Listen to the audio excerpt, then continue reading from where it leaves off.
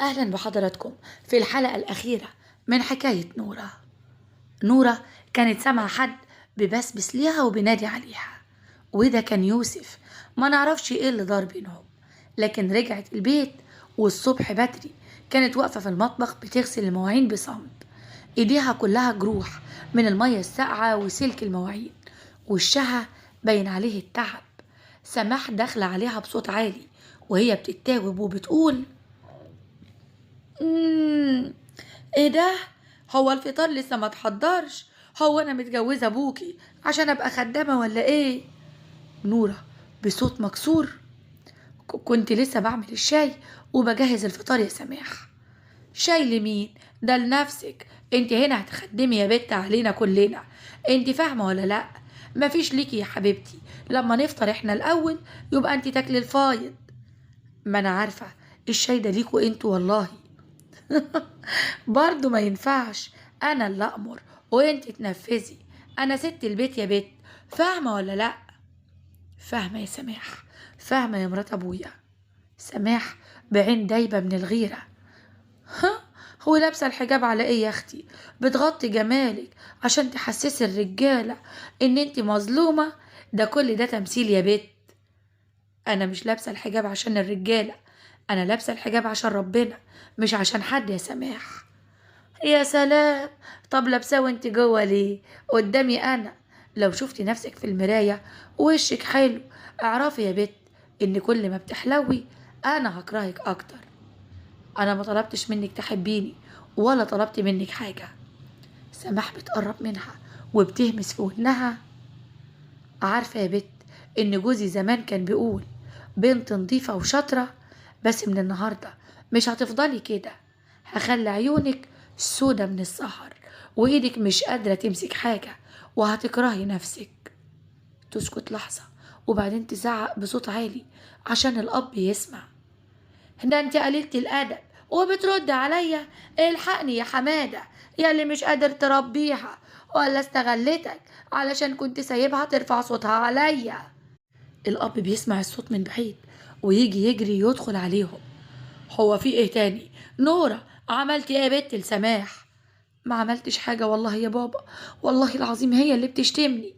سماح بدموع تمثيل، دموع التماثيل: دي بتقولي خراسي يا حمادة، انا ما تهنش كده في بيتك ابدا، انا جاية من بيت ناس مش جاية من الشارع.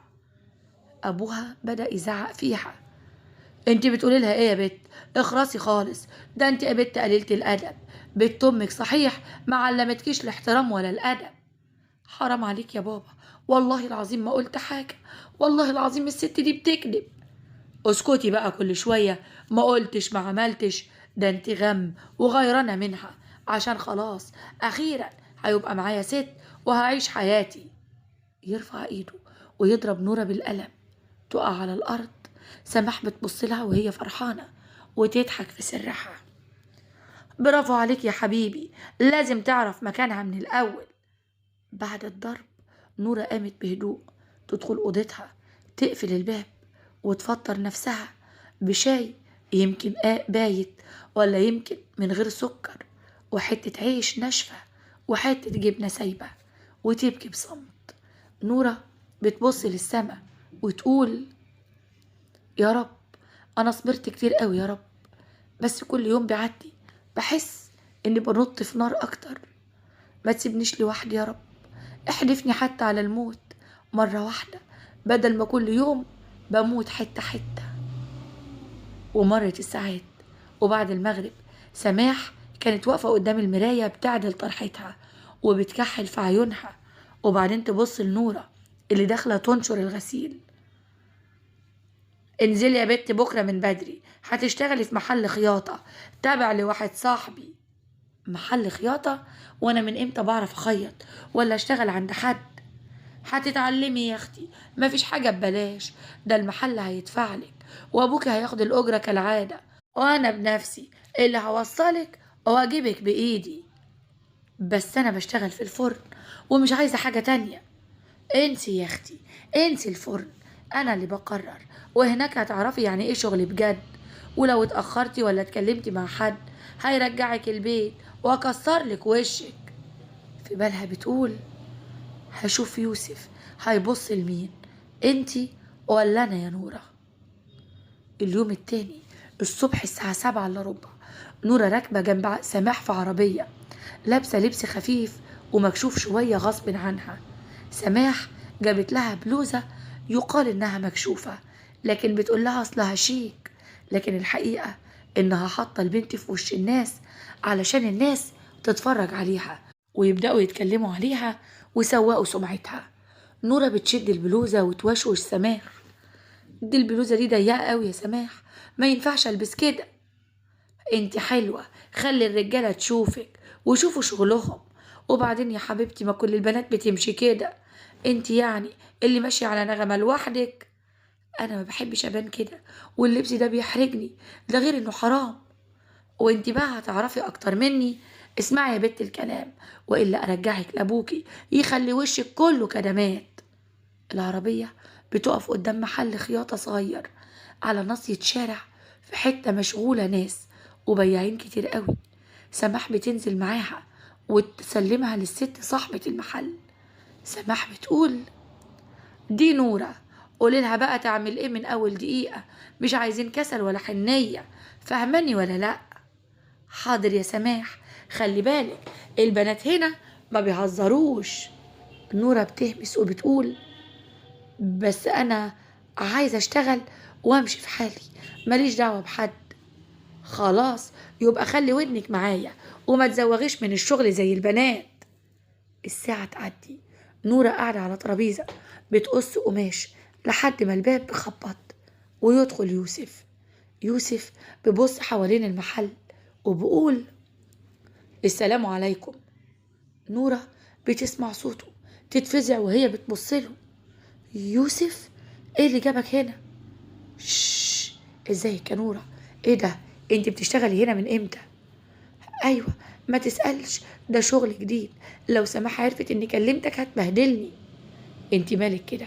ايه اللبس اللي انت لابساه ده؟ ووشك ماله اصفر كده؟ وايديكي كلها خدوش؟ ايه اللي بيحصل وايه اللي جابك هنا؟ هي هي اللي خدتني بالعافية، قالت لي الشغل هنا يا اما بلاش خالص ومفيش كلام تاني. يوسف بنبرة راجل ما بقاش ساكت. يعني انت تحت سيطرتها هي كمان؟ انت مش عبدة عندهم، دي حياتك يا بنت الناس ولازم تعيشيها. انا مش قادرة، انا لو رفعت عيني هيتهموني ان انا قللت الادب، ولو اتكلمت هيتقال عليا نشفت دمهم وفضحتهم، ولو سكت بفضل اتحرق من جوايا. خلاص الموضوع مش هيمشي كده، وانا مش هسيبك يا نورة. يوسف بالله عليك ما تعملش مشاكل، مش عايزة بابا يضربني تاني. هو ما بقاش أبوكي، ده بيتاجر بيكي وبيديكي للناس واحدة ورا التانية. أنا عارفة، بس مش في إيدي حاجة أعملها. خلاص يبقى نعمل حاجة في إيدينا إحنا الاتنين. يخرج يوسف من المحل، نورة قلبها بيخبط، بس لأول مرة من زمان قوي في حد قال لها مش هسيبك، في حد حسسها إنها مهمة قوي. في آخر اليوم سماح بتيجي تاخد نورة وهي بتبص لها بصة غريبة. مين يا بنت الشاب اللي كان واقف بيتكلم معاكي النهاردة؟ ها؟ ده زبون كان بيسأل على حاجة. زبون؟ شكله كان مخصوص يا بنت، أنا شفته قبل كده. مش ده يوسف اللي كان جاي يخطبك؟ ممكن، بس ما بقاش في حاجة خلاص، مش انتوا رفضتوه وقتها؟ انا ماليش دعوة يا اختي، بس بقولك ايه، الراجل ده لذيذ قوي وعينه ليها معنى. صح، هو يا بنت من النوع اللي بيشيل الست في عينيه، صح؟ انت تقصدي ايه يا سماح؟ ايه الكلام اللي انت بتقوليه ده؟ انا مش فاهمة حاجة. ما اقصدش حاجة يا اختي، بس اللي زيي ما تفوتش فرصة زي دي. وبعد كام يوم من شغل نورة في المحل الأمور بدأت تتغير. سماح ما بقتش بتزعق ولا بتشتمها قدام الناس، بالعكس بقت تهديها وتديها هدوم أحسن وتخليها تطلع تستلم الطلبات بنفسها. ونورة كانت مستغربة بس ساكتة كالعادة. سماح بتقول نورة تعالي يا حبيبتي، اعملي لي كوباية شاي واكويلي شعري، الاستشوار مش واصل لآخر شعري. حاضر، هشطب المطبخ واجيلك على طول. وبعد شوية نورة تدخل تمسك الاستشوار وهي مش مرتاحة. سماح بتبص للمراية. قوليلي، الشاب اللي جالك في المحل كان اسمه ايه؟ قصدك يوسف؟ سماح بترد بصوت هادي بس مليان خبث.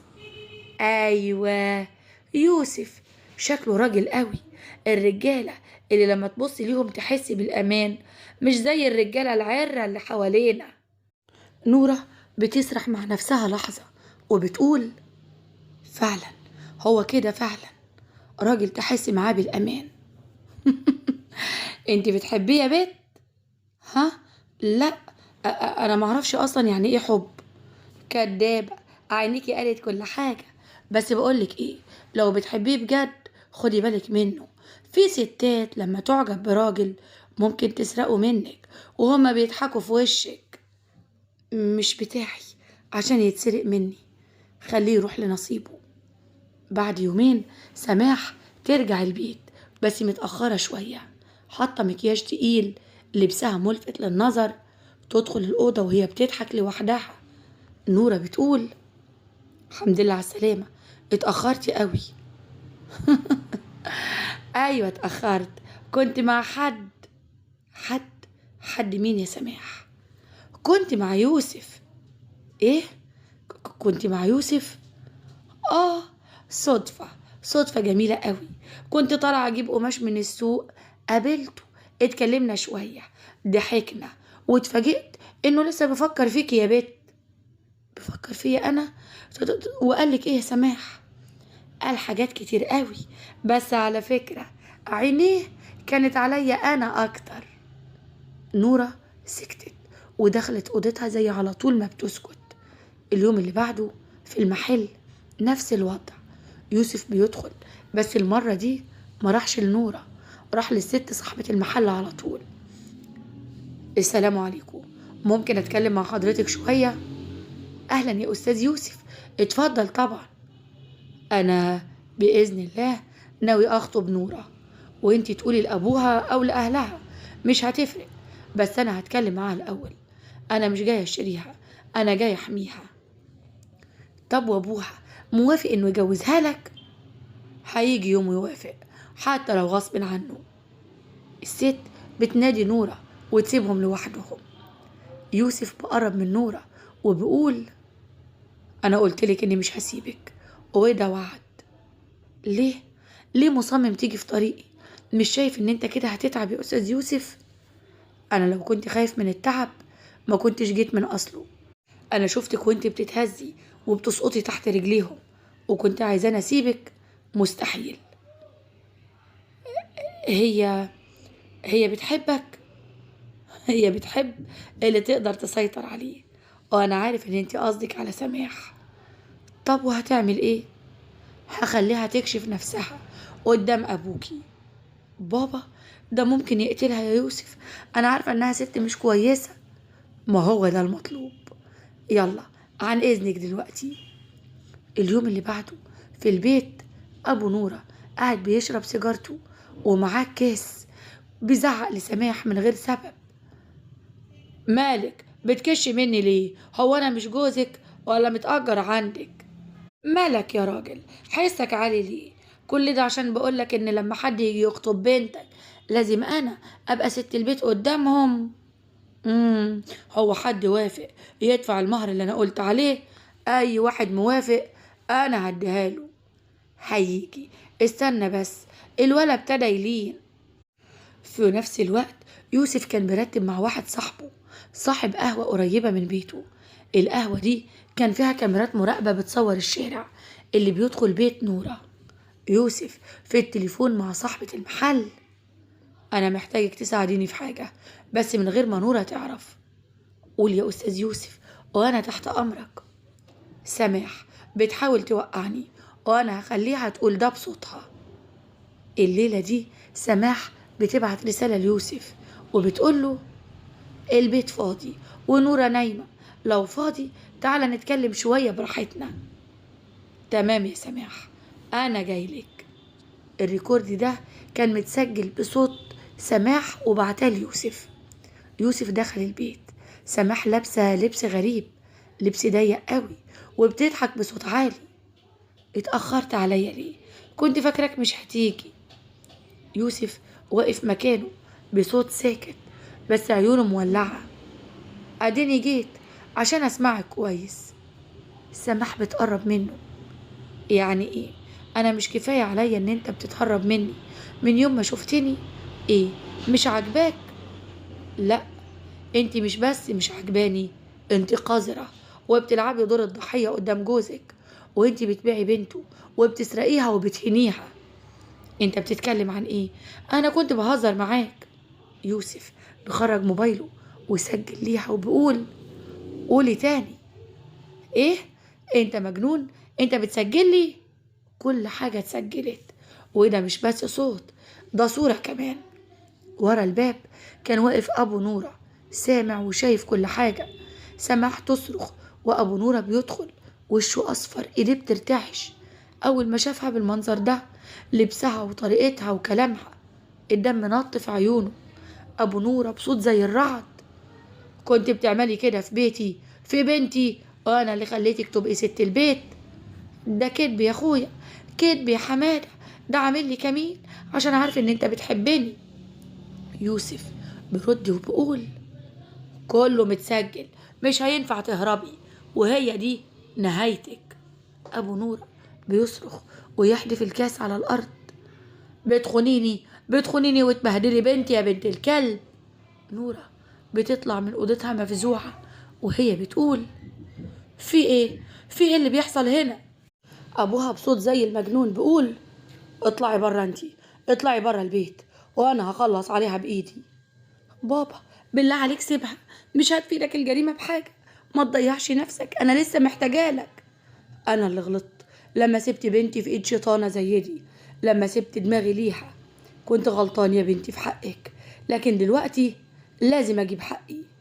يوسف بيسحب نورة من إيدها ويطلع بيها بره قبل ما يسمعوا صوت صرخة سماح جوه، وبعدين صوت خبط شديد جدا، وبعدين صوت سكوت مرعب. يوسف بيبص لنورة وبيقول: انتهى الكابوس، بس الجرح لسه مفتوح. انت مش خايف؟ ابويا دلوقتي قتلها يا يوسف. كان لازم يواجه الحقيقة، ولو اتحاسب يبقى بإيده مش بإيدك انتي. ومرت الأيام. في شقة صغيرة، أوضة وصالة، نورة قاعدة على الكنبة، عينيها منفخة من كتر البكا. يوسف واقف قدامها ماسك كوباية مية. اشربي يا نورة، ما تفضليش ساكتة كده. أنا أنا عايزة أنام، عايزة أنام وأصحى ألاقي اللي حصل ده كله كابوس. هو فعلا أبويا خلص على سماح؟ محدش يعرف لسه، بس صوت الخبطة والصريخ والمحققين قالوا إنهم لقوا الجثة في الصالة. نورة دموعها بتنزل. يعني إيه؟ أبويا دلوقتي بقى مجرم؟ أبوكي كان مجرم وكان ميت من زمان يا نورة، من يوم ما قرر يدفنك وانت عايشة، من يوم ما بعد حكيتك للهم والضرب والشتيمة. بس مهما كان أبويا يا يوسف، ومهما كان انت بنته وتستاهلي تتحبي، مش تتحبسي ولا تتسجني في بيت وعذاب. سكتت نورة ودموعها على خدها. تمر أسابيع. نورة بتشتغل في صالون حريمي تبع واحدة ست طيبة عرفها لها يوسف. ومرت الأيام، وفي ليلة هادية كان يوسف قاعد مع نورة فوق سطح القهوة بيشربوا شاي. يوسف بيقول: لو رجع بيك الزمن كنت هتختاريني يا نورة؟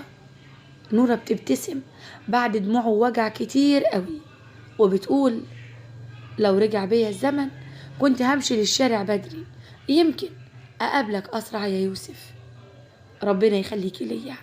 بقولك ايه، خلي بالك بقى من اللي في بطنك، انا مش مستعد اخسر الواد ولا البت اللي طلعنا بيهم من الدنيا.